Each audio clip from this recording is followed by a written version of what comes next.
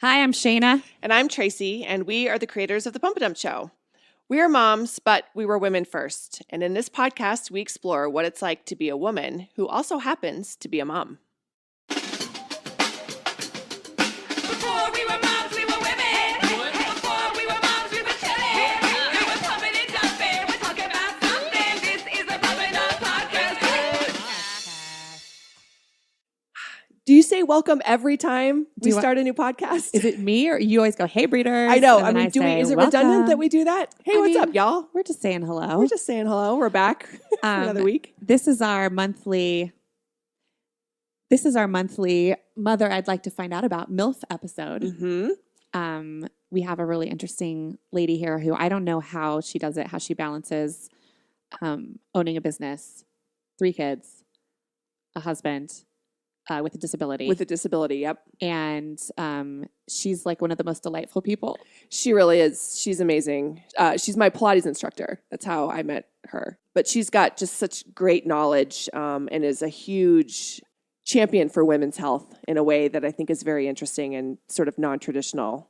Right. And we'll talk about this later with her, but it's just fascinating. You know, you have a baby, you grow a baby inside of your body, then you somehow get it out, whether it's cut out or pushed out or pulled out.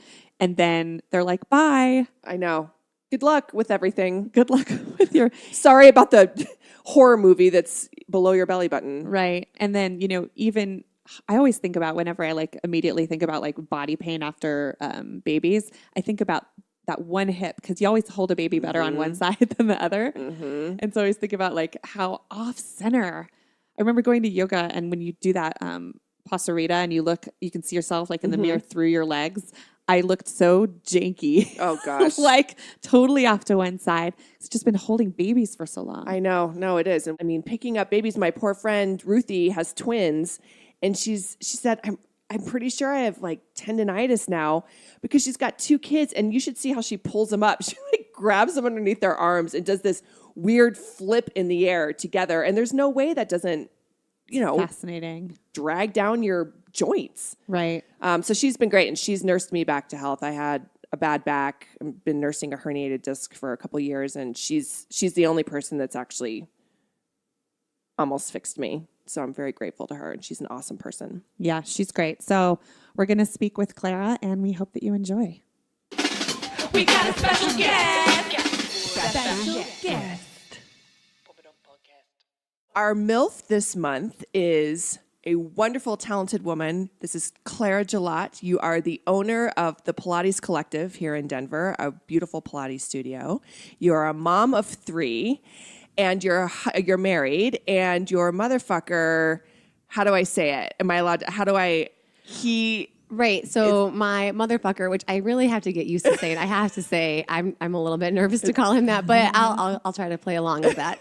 But he has muscular dystrophy. So he uses a wheelchair. He can't walk. He is disabled, my husband has a disability, is how we're supposed to say it. Yes. Okay, yeah, we're going to talk about that later. So, Clara, you have a bazillion things to juggle in your life.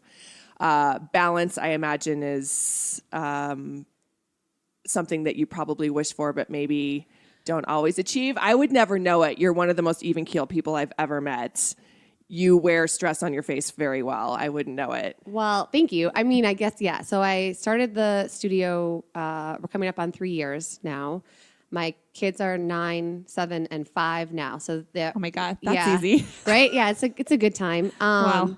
And then, with Neil's health issues, there's some stuff to balance there. But I think a lot of it for me is there's a lot of stuff that I just don't do. So, I am not super involved with the kids' school. Neil is, right? But I just have had to take the line of, I can't do everything. I'm going to do these things, and I, have to sort of back off. You guys did the episode where you had the moms come and talk about their secret shames, right? The dinners and this, and half the things, and people are like, oh, I get so worried about my kitchen being messy or this, and I'm like, oh yeah, I'm that mom who seems maybe put together, but if you come into my house, then you would see it's a disaster area. Most it looks of the like time. a house with 3 children. Yes, yeah, and working parents and a all dog. That.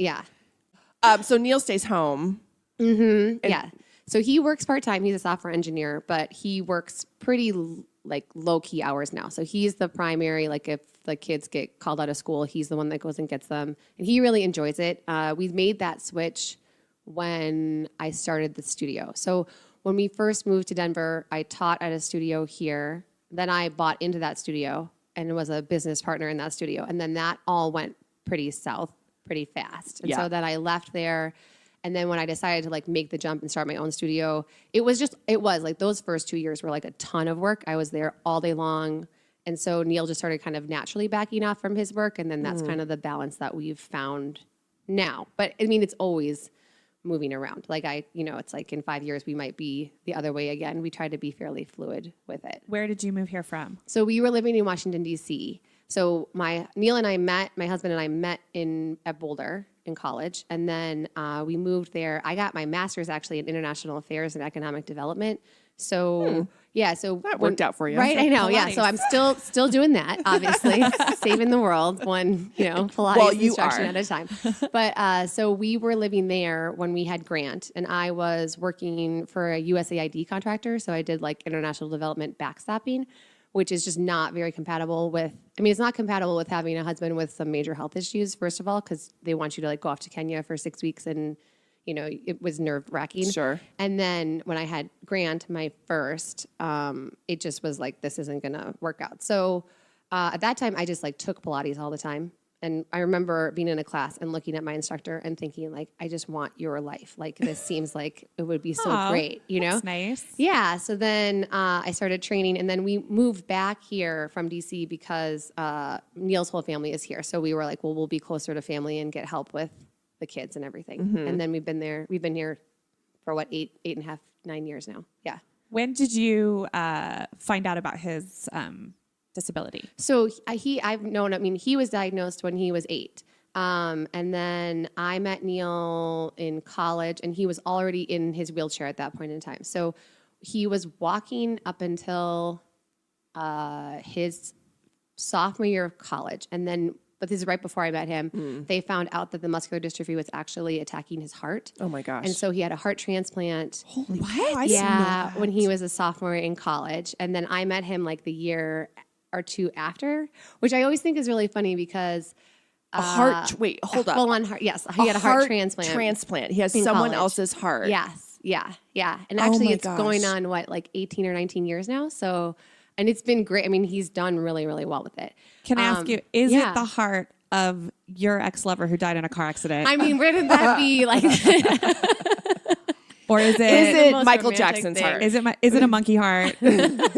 Which is the name of that movie, right? Monkey Heart? yes, Oh, is yeah, it? with the Christian, Christian Slater, right? With Christian Slater. Yes, I call it yes. Monkey Heart. It's like a Untamed baboon- Heart. It's a baboon heart, right? Oh, I don't think Yes. I've ever seen that. I will No. always call that movie Monkey Heart, and I will always call Saving Private Ryan Saving Matt Damon. Yes. Those are Yeah. my Sure. two Yeah. requirements. Yeah. No, and I've actually never seen that movie, but it does come up. Yes. It has been To you. By brought up. assholes like me People who know. like to be like, think is it a actually- monkey He heart? actually is Christian Slater's heart. Oh, That's how that works. that would be amazing, I mean, actually. I'm all for that. Yes. This is incredible. Go back. Go back, please. Wow. So that happened right before I met him, which again, I always think it's just interesting how different you see the world like when you're 22. Because I remember like I met him, he was back in college doing really well.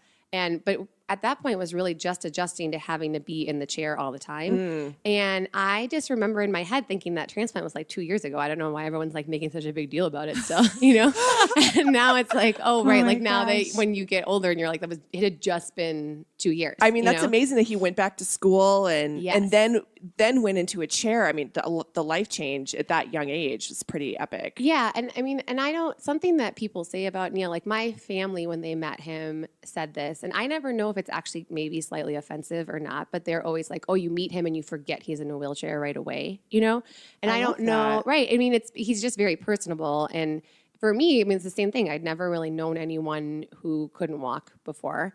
And all of a sudden you sort of see the world differently because like small things become a really big deal. But then, he's very adaptable. Like you just learn to adapt. So he Well, does he has really a well. hell of an attitude, obviously. Well, and there are things too, like even watching him with the kids, people are always like, my kids all ride. He has an electric wheelchair, and my kids all ride on the chair, you know? And Amazing. yeah, and I mean, they like, at school, he's like a superhero, right? Like everybody is like very excited Sure. to see him.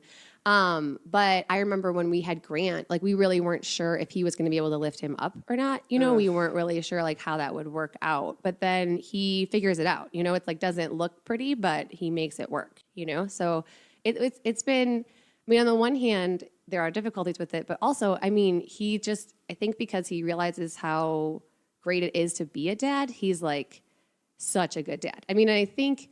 I don't want to speak for him, but I'm pretty sure that he didn't know for sure that he was going to be able to have kids. And so, like, you know, when he was a teenager and dealing with, like, just being a teenager, but then also being a teenager who has this disease, like, he always talks about his, like, anger moments where, like, well, I'm not even going to be able to get married or have kids. And so he's just really appreciates it in a way that not all of us do, you know? So, Oh, for sure. That's incredible. Yeah. So that's the whole, that's Neil's disease. And then you went and had 3. Then we went and Yeah. had 3. Yes. Well, so we were laughing at the other day too. I always wanted to have 3. Well, actually, I didn't really know I wanted to have kids. And then we got pregnant by accident and had a miscarriage. And then I was like, okay, no, I really want to have kids and I want to have 3. And we were talking about how like we never really had conversations about trying. Like I would be like, let's start trying. And then the next day I'd be like, and we're pregnant. Oh. Because like basically, You're one of those. Yeah, I'm kind of the worst. Yeah. Like I don't know. You're but not the he worst. You're just a breeder. He just, like came along for the ride and was like, that's great. And then we had 3 and it was like, went and got the vasectomy, you're done. Like it was Yeah. just the Oh, plan. really? Oh yeah. We had like Della, my daughter, in the carrier at like whatever, like 2 months. And like I took him to get it and they were like, that's really funny because you're like here with your baby being like, we're done. We're Right. totally You know, done. that's over. Yeah. And then you told me when you had Grant, your first, you were kind of panicking to have the second because of his health. Right, right. So, and again, I mean, I guess it's just getting older. I feel like I used to be a lot more dramatic about it. But yeah, when my form of postpartum was definitely just being terrified that something was going to happen to Neil and I was going to be like just me and Grant. And I just was so obsessed with like, we have to have a second, like as soon as possible so that this kid has someone else with him, you know? And then, and now you look back on it and you're like, oh, wow, it was like 9 years ago and we're doing fine. But I mean, it's just, you know, I think Tracey, you and I were talking about this the other day. Every little thing can just become a really big thing for Neil. So like 2 years ago, he got a skin infection that for any of us would not be that big of a deal, but he ended up in the hospital and like if the antibiotics weren't working. And so you are just kind of aware more of the precariousness, is that a word, of life, right? Where you're like, which is true for all of us really, but definitely more in our face. Sure. You know? Yeah. Yeah. And what are some of the, and we'll move on from this because it definitely doesn't define you, but you definitely have a very interesting family. We all have interesting families, but you know what I'm saying. So what are a couple things that, you know, being married to a guy who's in a wheelchair, what are some of the irritating things you have to put up with from people, questions or, you know, perceptions? I mean, I think, so one thing that, and this is not necessarily being married to someone in a wheelchair, but something that I am now aware of from being married to Neil is the way that our culture is about people with disabilities. It's sort of like either we want to pity them and be like, oh my gosh, look at this poor thing. Like he has and I think it's fine that I talk about this from his point of view, but he really dislikes the way that the Muscular Dystrophy Association used to fundraise because they would just like trot out these super disabled children and make you like, look at this poor kid. They're never going to have a good life. They're this, you know, give us money so we can Interesting. cure Yeah. this. And, you know, that kid has a life, like, and it can be a great life. It doesn't, you know, it might not be what looks like a great life or a normal life, quote unquote, from the outside. But I mean, Neil had a really great childhood and he really has a great life, you know? Or he has a monkey heart. he has exactly Christian Slater's monkey heart somehow. Yeah. But the other thing, it's like you get that, or you get, oh, we should all be so inspired by these people. Like, look at, it's so inspirational that this person is doing this thing, or like, look at, you know, As if they like chose it to inspire Right, people. exactly. Like And he's they call getting it- gassed and they're like, look at him, at it. get the Exactly. gasoline all by Yeah, himself. yeah, and you get people who are just like, I mean, on the one hand, I think it is nice for him because people definitely want to like him and be inspired by him sometimes, but he's like, yeah, I can be an asshole just like anybody else, like, I'm just living my life. Like, it's just, we just want to be able to live our life to the best capacity we can, just like everybody else. And so like, he'll talk about inspiration porn, right? That like, especially if you like go through social media, like there's always just this like, look at this person with no limbs and look at what they're doing with with their life. And you should all feel horrible because you have all your limbs and you're not doing all this stuff, Right. And it's like, it's a lot of pressure, right? That was a meme I saw yesterday. You should feel shitty because you have all your limbs. Yes, right, exactly. Yes, it goes around. Yeah. Look at you with all your limbs. It was from the what are you Muscular doing? Dystrophy Association. Now, to be fair, they have changed that now. Like, they are trying to go more just like, Sure.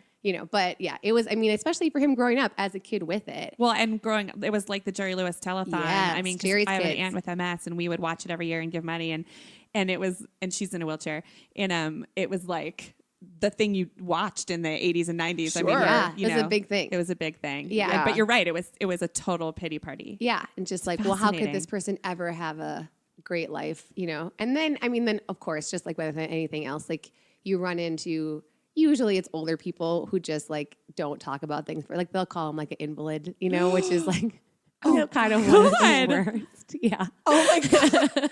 Also, if you guys knew Neil, it's like the least. Right. I mean, that doesn't apply at all in any way. Yeah, like he's a healthy, I mean, he has this disease and maybe doctors wouldn't necessarily call him quote unquote healthy, he's but active. he's active and he's not like Vibrant. sickly, He's not like this invalid, gosh. Yeah, yeah. Fascinating. So And that do can your be tricky. kids get any crap for it, or No, I mean, Neil and I were talking about this too. The one thing that happens, usually you just get a lot of questions, which is kind of great. Sure. Every once in a while, like he was at the kid's school and this girl walked up to him and said, "Are you dead?" And he was like, "I don't think so." he Like, should have said yes. well, right? I mean, it's like, wait, am I? She's a just a creepy little weird- kid. Did she see something? I hope not, because I hope that when I die, I'm not in this fucking wheelchair. Right? Exactly, like roaming schools, like. Yeah, like so literally walking into a cloud of pink eye. you right, know? yeah. So in general, they don't. I mean, I think the one thing just now, Grant is getting to the age where you can see he starts to get a little bit worried. Like he knows a little more. Like I think kids are asking him more. Like, well, is your dad going to die or like what? And I mean, again, that's just tricky. But that's sort of our next thing to sort of start to navigate is like.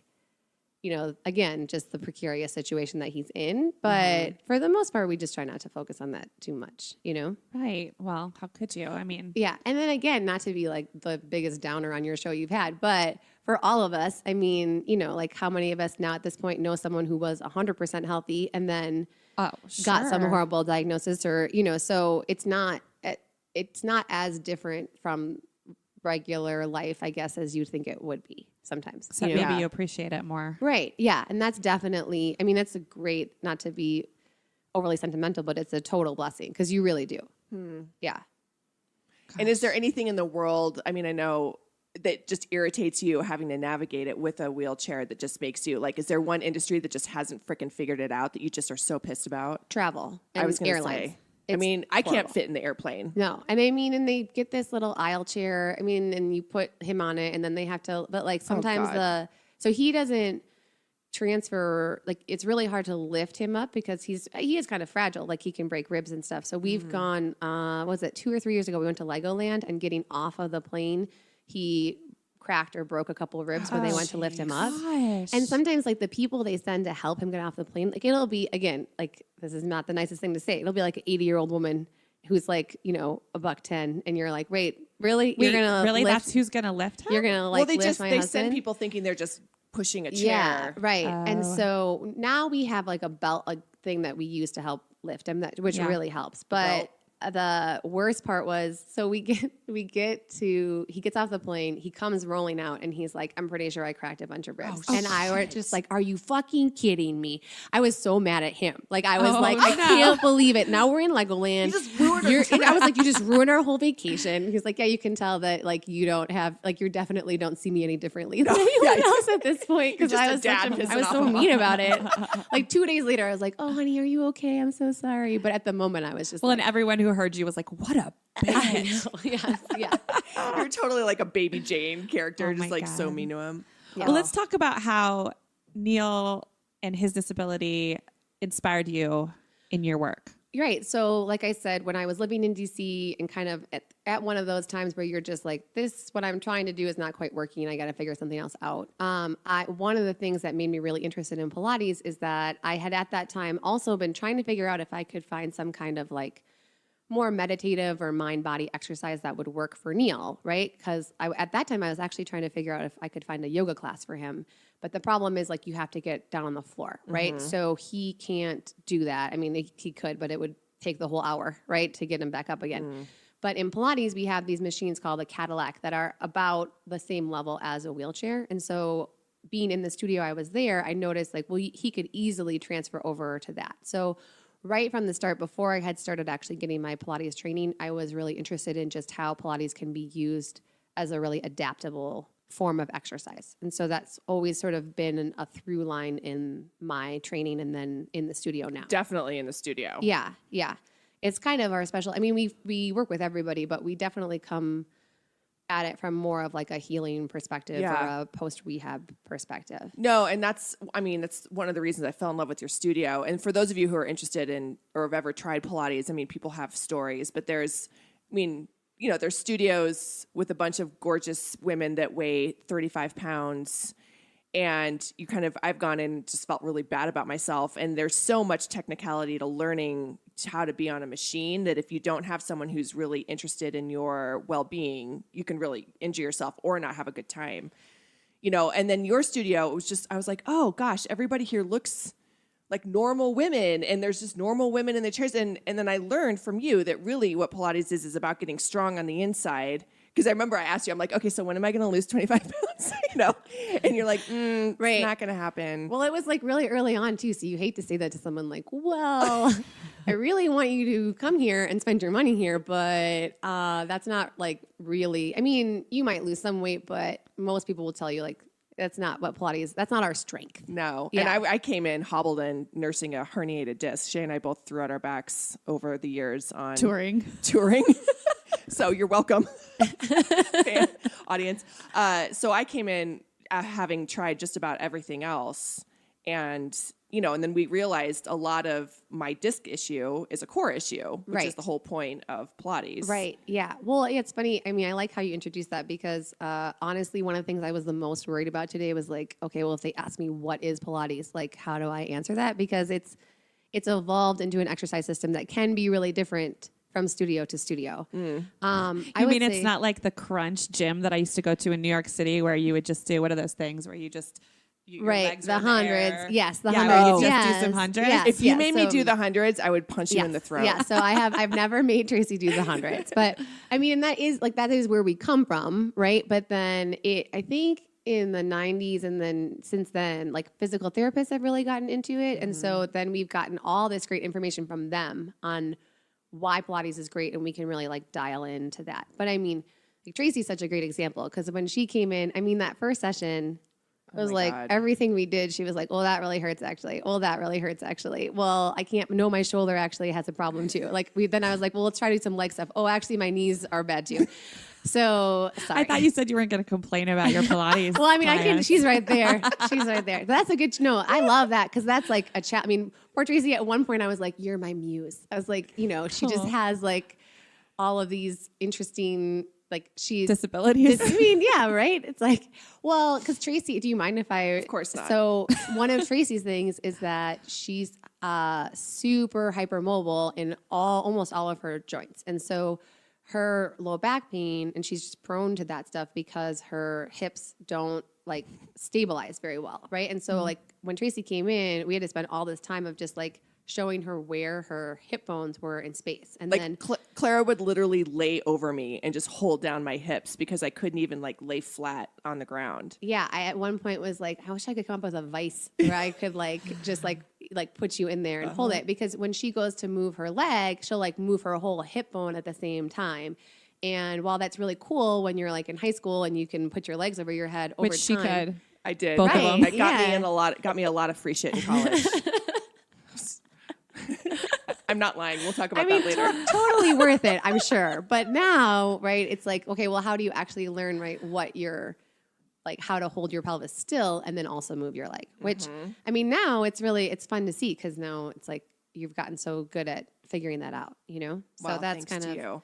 But then that leads us to another thing because, you know, one of your specialties too is just, frankly, nursing women back to health after they've had kids.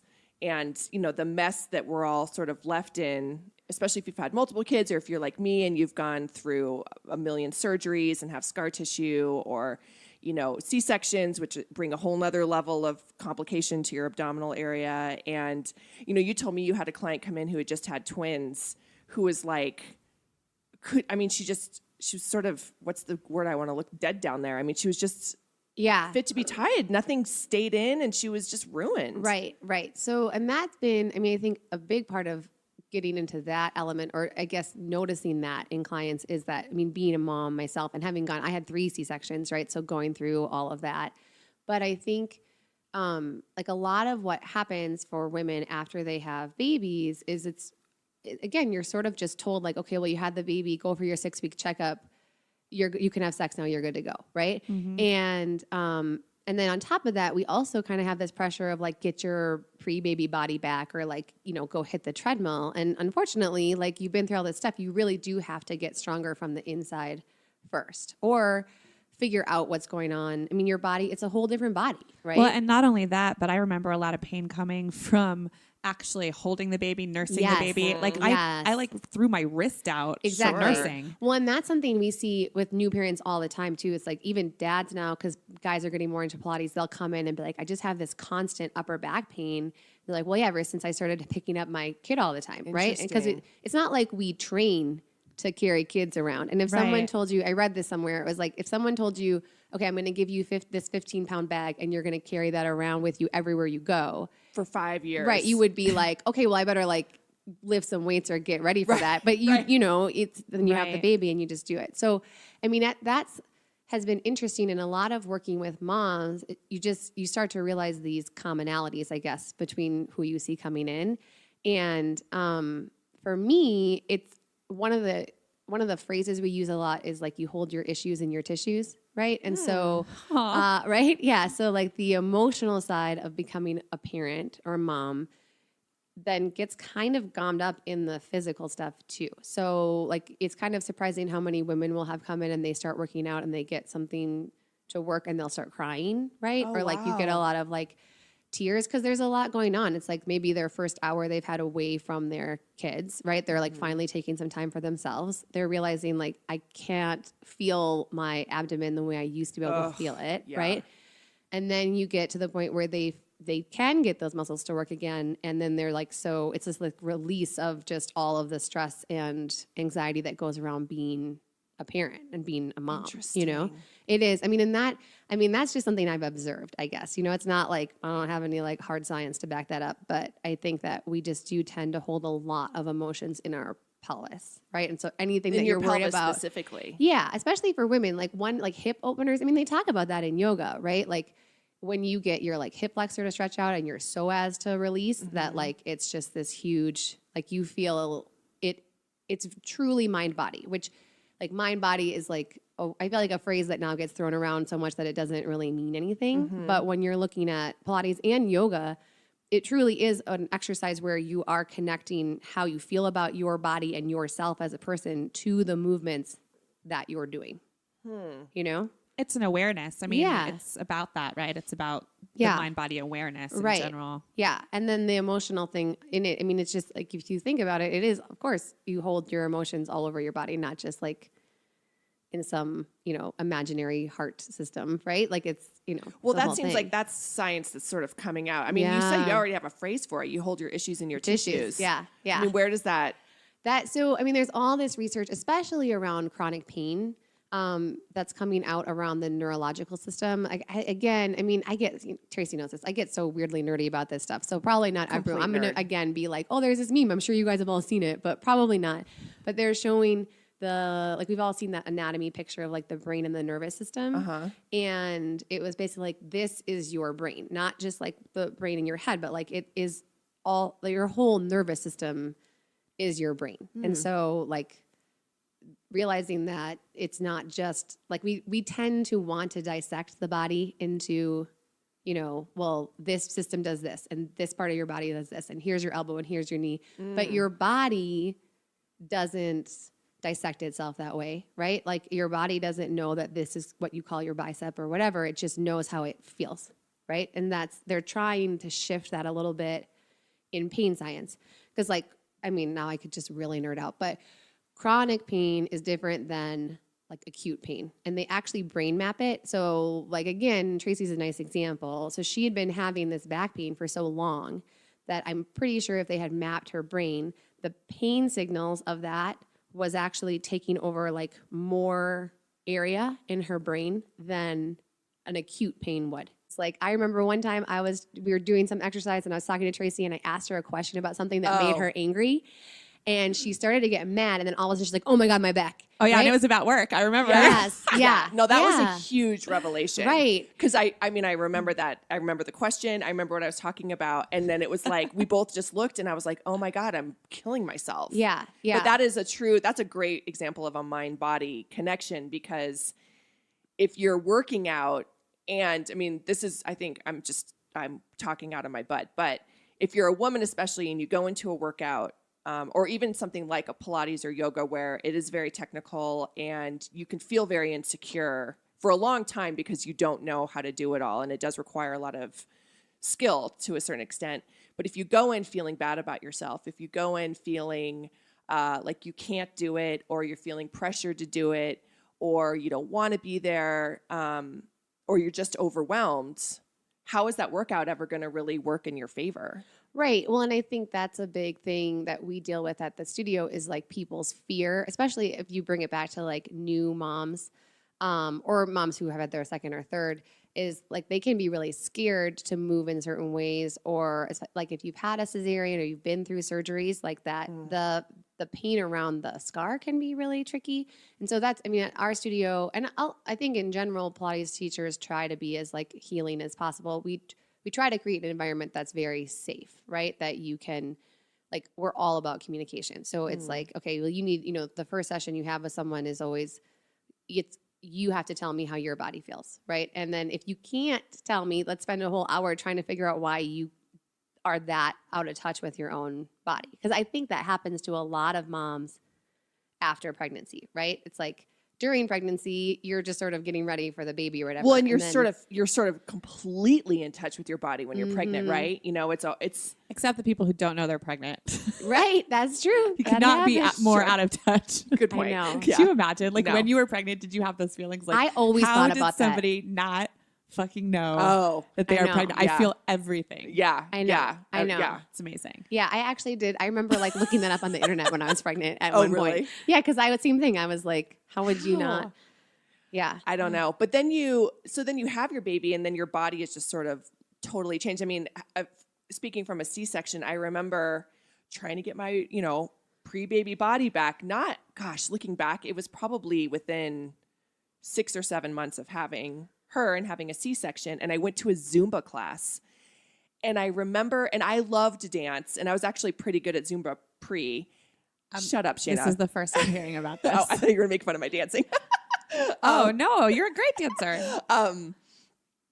I went to Zumba and I tried to do a move and my feet would not move. I couldn't even march to the beat. And I was like, oh my God, what's wrong with me? It was like I was dead from the waist down. And it was just because I had lost all of my abdominal. Shayna's looking at me like I'm crazy. I'm more imagining you marching to a Zumba song. I'm sorry.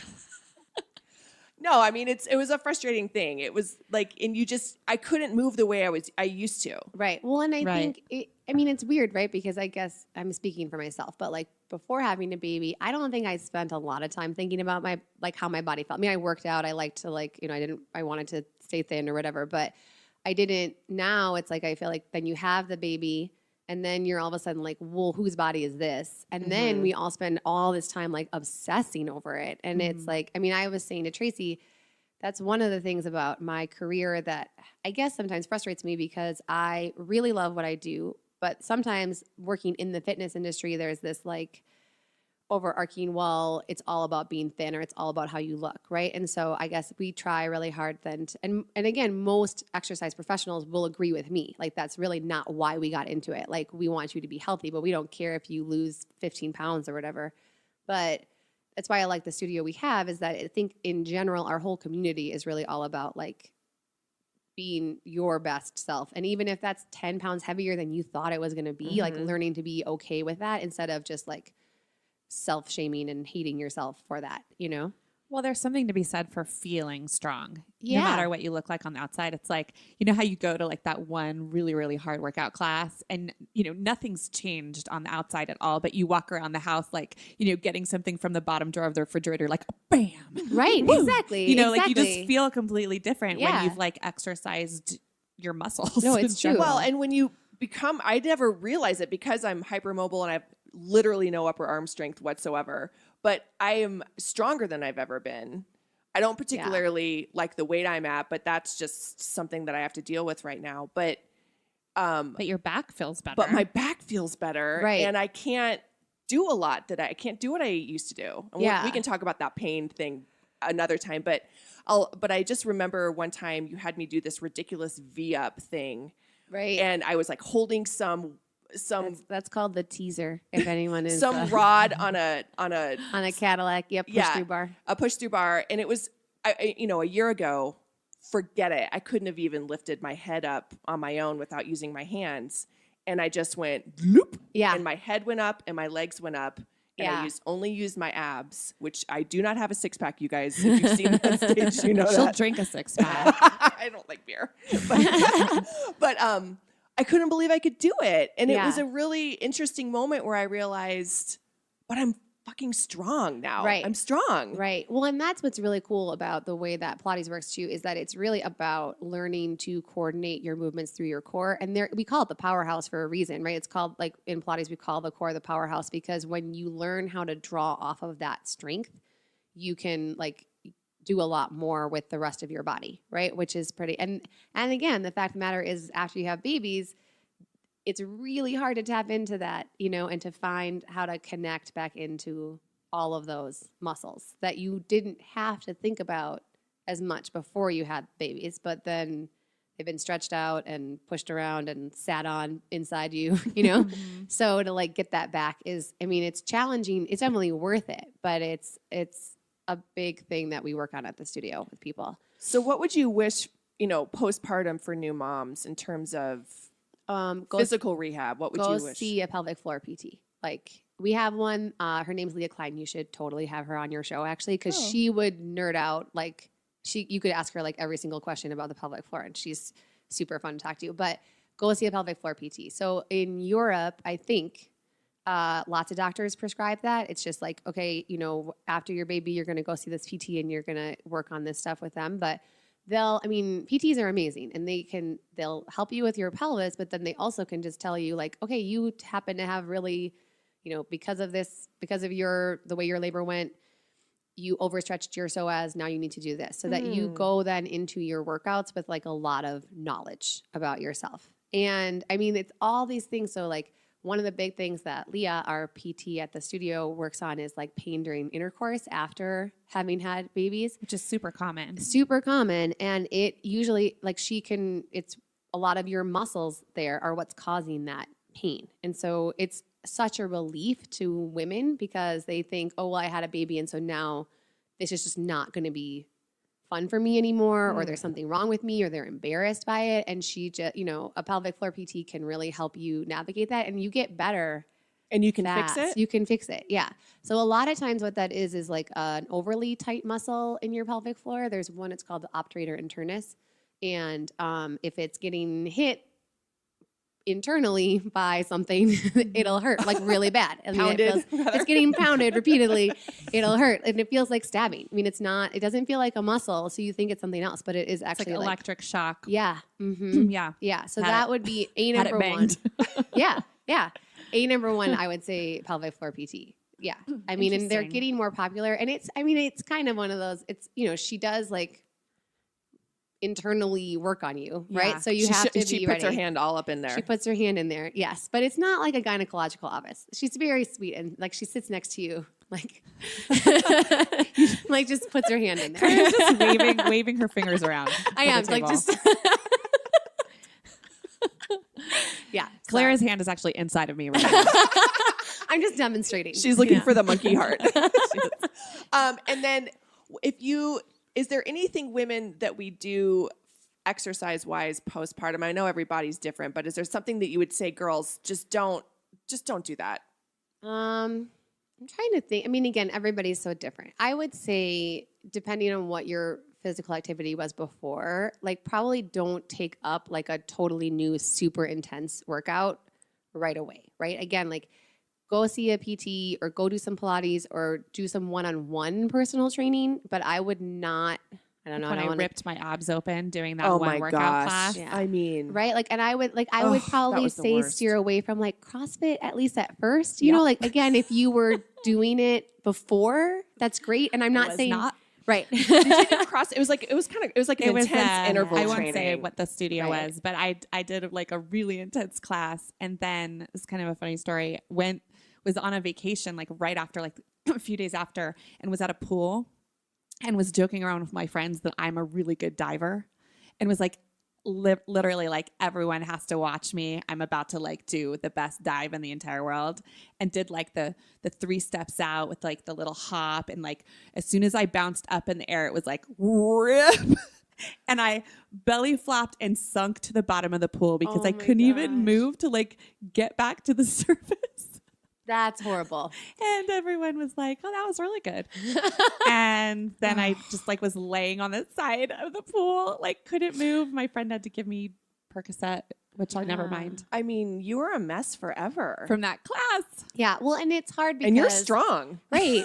And you want to Apparently go in. I mean, and it's you. We all have limited amounts of time, right? And so Sure. it's like you want to go in and like get the most out of your 1 hour, especially if you're paying for a babysitter and you're doing this, and you feel bad taking time away from the kids. Of Or course, the class is it's $35 freaking dollars. Right, and it's- no offense to you, Clara. no, it's okay. Our classes are actually $23. Okay. So. And you can buy packages. I'm sure you can buy packages. Yes, you can buy packages. but yeah, it's like you are like, okay, yes, I'm gonna get so fit, and then you jump in. I mean, and your body's just so different, and then also I think some of those classes, like the way that they like yell at you, and it's like, you can do more, you can do better. It's like, I don't know what mom needs to be told. Do more and do better, right? Oh, Like yeah. we need to be told, like, you're doing great, just like Yes. where you are, and like appreciated, and I think so. That would be. I mean, I hope that you guys weren't hoping to get CrossFit as like a sponsor, because I'm not saying No. you never should do it, just like No. not first thing. No, I just think it's a fascinating void that we have as a culture, that we just forget about women. They have these babies. They have this, frankly, a fairly traumatic experience. And then you're like, all right, peace out. Yeah. Good luck, A, raising a human being, and B, good luck figuring out your body. Right. Well, and I think too, we focus a lot now, which is good, on the labor itself, right? Like there's been a big movement of like, make sure that you're getting ready for it, and like natural childbirth, it's all, classes for that. That's so great. But then we've kind of forgotten the part after that, No, I mean, I didn't, I don't know if I ever told you this, but the one thing my doctor told me after I'd had my first kid, when I went for my like right after checkup, the one thing that she told me to do was not get pelvic PT, was not, take it easy, was not this, not that. It was use lube. Oh yeah. Yeah. That was it. I mean, I just kind of That's- feel like, sure, that's nice advice, but like, isn't there something else that you Right. could tell I me? think that must be something, because one of my best friends, she called me after her 6-week appointment, and she had natural childbirth, but like, just like those horrible Sure, stories yeah. you hear, right? I mean, of course, then I having a C-section was like, that sounds horrible. I have no idea. I have the tightest vagina. Right, exactly. I'm actually too tight, so yeah, that's not my problem. But she was like, Clara, it was horrible. Her doctor was like 80 years old. He's a man. And he was like, "Yep, you're ready to have sex. Like you should." He's like, "Here's what you're gonna do. you just go get yourself a bunch of lube. Like, and it's like telling her like the brand and telling her like, just get as much as you can. I mean, it was like that was her whole appointment. And she's like, I don't want to, like, I don't actually feel ready. And I certainly. Hands are like a pump bottle of KY. Right? And it was like, that was. Hold on, honey. Right? Yeah.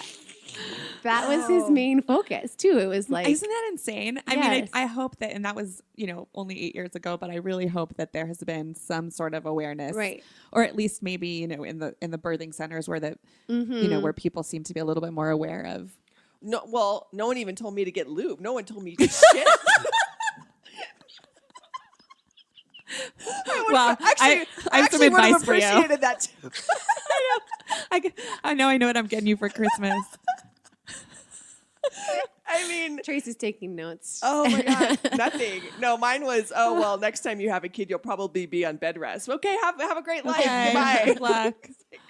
Holy moly. Gosh. Well, this has been so informative. You are obviously knowledgeable, even if you call it nerding out. We think it's fascinating. Well, thanks, guys. It is, yeah. And I do not know how you balance running your own business, teaching classes, 3 children, your marriage. I mean, it's What is it, Claire? Is it cocaine? What is Right. it? I just a lot of speed. a lot of cooking. No, I mean, really, I also sleep a lot. Like I was saying that to you. I'm like, I'm in bed by like 9 o'clock every night. Like my poor husband is like, we could watch a movie. And I'm like, sure, put it on. Sure. But, You but must. yes. We'll post information. Do you have an Instagram or anything you want to tell people about? Yes, we do. However, I think if you just search Pilates Collective Denver, we should be on there. I don't run it. One of my Okay. staff does. But we have a Facebook page, Pilates Collective Denver, and an Instagram. I think it's under the same thing. But I'll make sure you get it.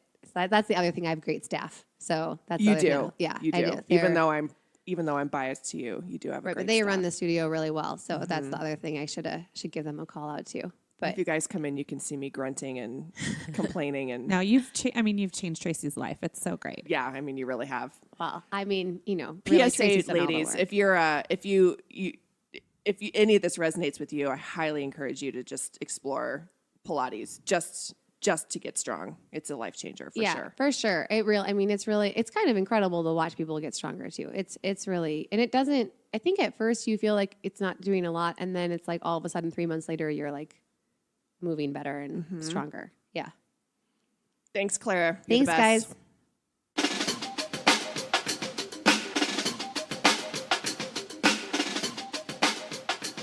In this episode, we have spoken a lot about lube, something very important and near and dear to all of our hearts as women. We didn't expect to talk about lube, but didn't. we did. We really didn't. But what's so strange is I actually just happen to have a song about it from my old days as a comedian. So I hope you Enjoy. enjoy. I love you. You've changed the world. You saved my night. I can feel you in the palm of my hand. A silky delight. Hand me the lube, hand me the lube. Hand me the lube, hand me the lube. Everybody likes lube, especially the gays. The weather's been dry, but it won't stay that way. And if you wanna keep fucking, then there's only one thing to say. Hand me the lube. I can see you on my bedside shelf. Lube, I need your help. I need you, 'cause I'm starting to chafe. Lube, help me feel safe. Hand me the lube, hand me the lube. Woo, woo. Hand me the lube, hand me the lube. Everybody likes lube, from rich girls to whores, from Honolulu down to Singapore. And if you wanna keep fucking, then go to the store to buy lube.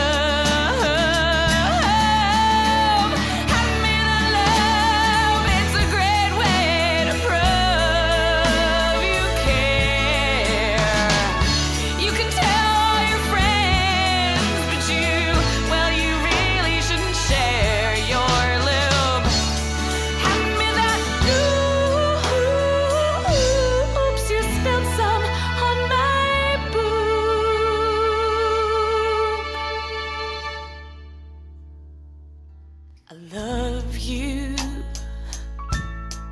You've changed the world, and you just saved my night.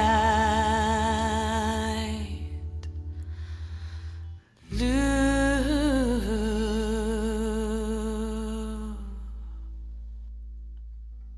You've changed the world. You saved my night with you.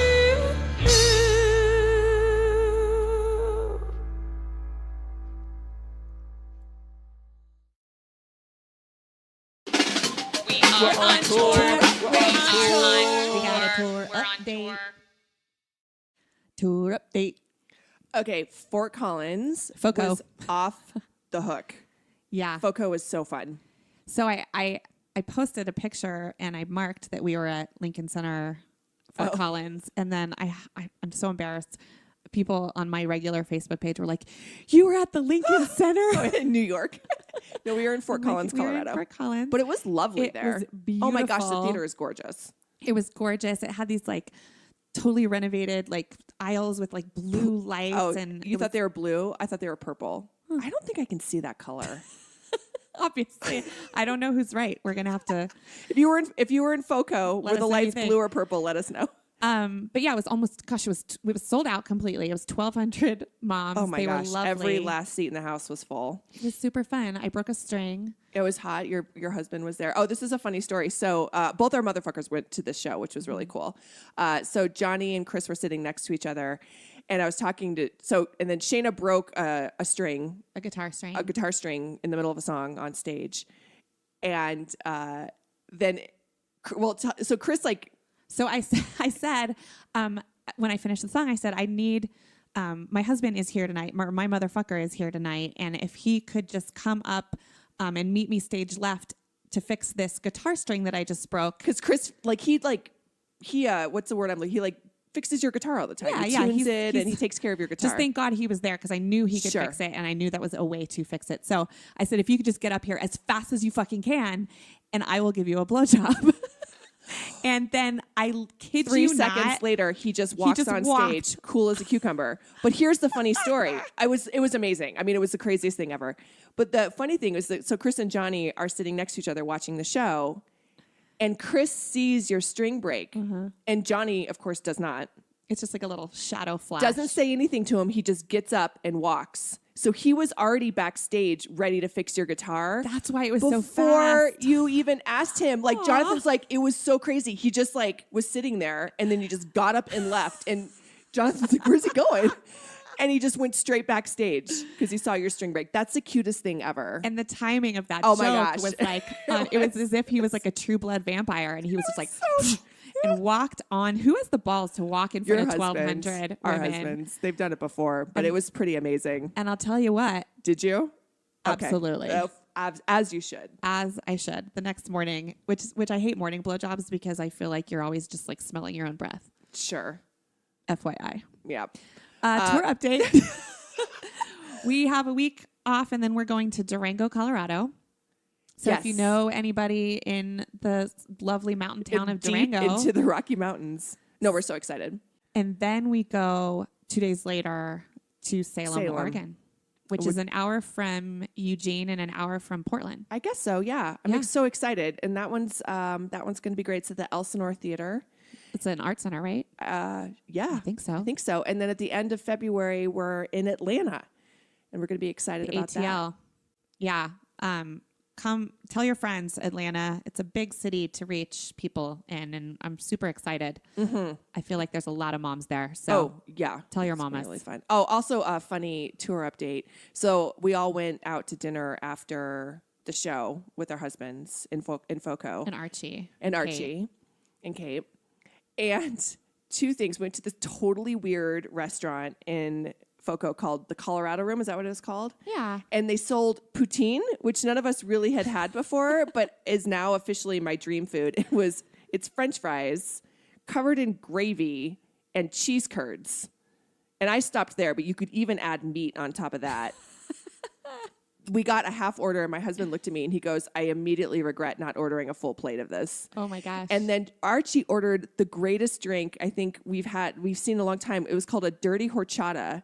And it was warm horchata milk, all cinnamony and delicious with coffee infused tequila. And it came in a mug and it was like the most delightful post-show, just warm, not too boozy. Did you taste it? Yes, it was amazing. I missed all of this. I had a shitty cheesesteak slider. Oh yeah, and never even got a taste of the dirty horchata. Oh my god, we kind of crushed that room. Your slider was disgusting. Mine were good, but anyway, if anyone has a good recipe for a dirty horchata, Johnny's already looked it up. He's like, you need to make horchata, and we got to figure out this drink. So love it. Okay, I love it. Yeah, it was yummy.